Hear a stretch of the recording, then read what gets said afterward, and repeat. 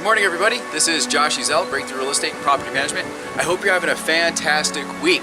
We are going to be piggybacking the last 2 days with another awesome challenge today. Yesterday, I challenged you to go knock on doors today. The day before, I challenged you to make the most amount of phone calls you've ever made in a day. Today, we're going to take that challenge and continue with open houses. I know many agents have never held an open house. Some agents have held a few. My challenge for you is next week, and start planning and advertising today. Hold as many open houses next week as you possibly can.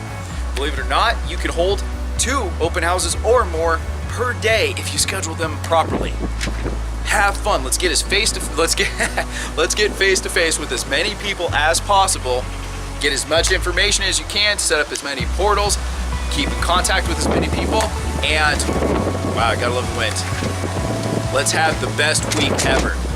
Take care, guys. Have an awesome day. I'll talk to you soon. Good morning, everybody. Josh Ezell, Breakthrough Real Estate and Property Management. It is really windy today. I'm not even sure if these videos are really gonna come out.